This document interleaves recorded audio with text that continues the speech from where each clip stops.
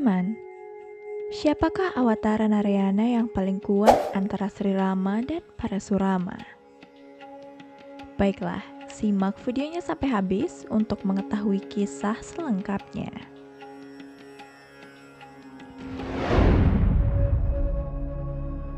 Baik Sri Rama maupun Parasurama adalah inkarnasi atau awatara dari Narayana, dan keduanya muncul di era yang berbeda. Namun dalam video kali ini, kita akan mengulas apa perbedaan dari kedua inkarnasi Narayana ini dan siapa di antara keduanya yang lebih kuat.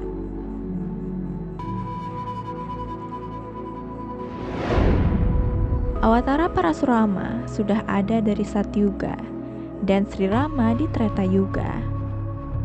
Sebelum menceritakan perbedaan kedua inkarnasi Narayana ini, mari kita pahami bagaimana keduanya dilahirkan.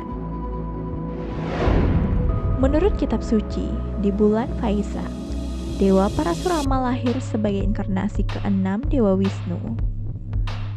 Faktanya, pada zaman dahulu, putra Maharsi Brangu, Rucika, menikah dengan putri Raja Gadi, yakni Putri Satyawati.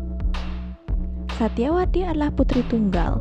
Dia sedih melihat ayahnya karena tidak memiliki keturunan laki-laki yang akan mewarisi kerajaannya. Suatu hari, Resi Brigu datang ke rumah mereka. Satyawati melayaninya dengan sangat baik sehingga membuat Resi Brigu menjadi terkesan. Resi Brigu kemudian menyuruh Satyawati untuk meminta anugerah darinya. Satyawati kemudian meminta seorang putra untuk ibunya dengan kualitas kesatria, dan juga Satyawati meminta putra untuknya dengan kualitas brahmana. Resi Brigu kemudian memberikan 2 makanan suci dan memberitahukan Satyawati mana yang harus dimakannya dan juga ibunya. Dan ia juga menyuruhnya untuk memeluk pohon Audambar dan ibunya harus memeluk pohon beringin. Setelah itu, ia pun kemudian menceritakan semuanya pada ibunya.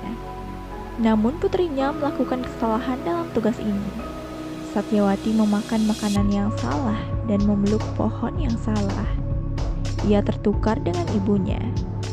Dan Satyawati dikutuk bahwa sekalipun putranya adalah seorang brahmana, dia akan tetap memiliki kualitas kesatria. Kemudian Satyawati meminta Maharsi Brigu untuk menjadikan cucunya dengan kualitas seperti itu.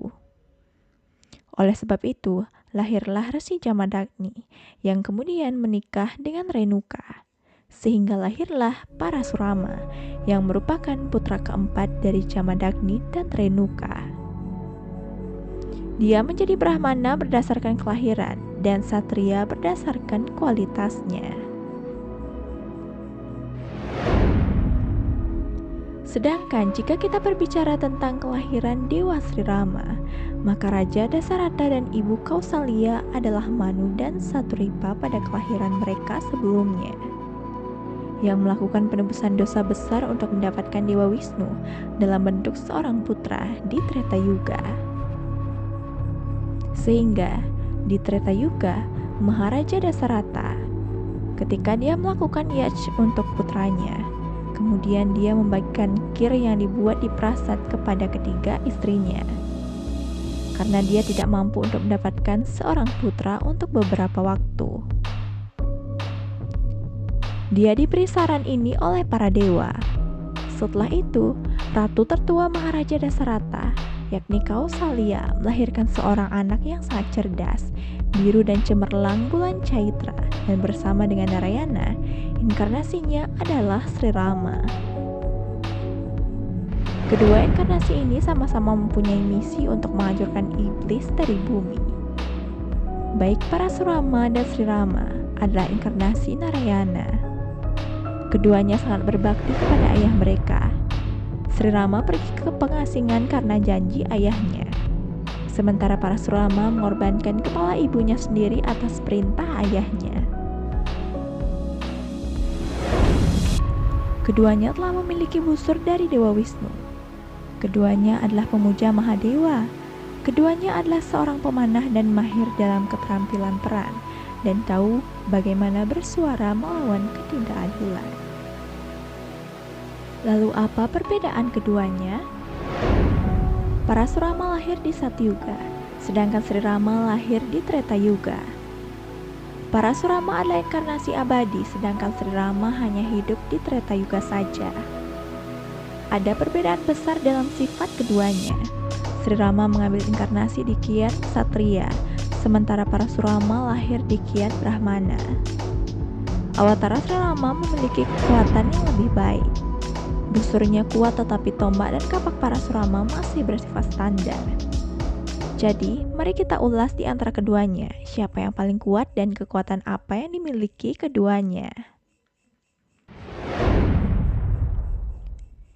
Jika kita berbicara tentang Parasurama, senjata utamanya adalah kapak, dan setelah melakukan penebusan dosa yang berat, Dewa Siwa memberi Parasurama anugerah busur wijaya. Karena ahli dalam membunuh semua musuh para dewa, setan, monster, dan iblis. Dan dia juga memiliki banyak senjata ampuh seperti senjata Brahman, senjata Waisnawa, Pasupatastra, dan busur kemenangan Mahadewa.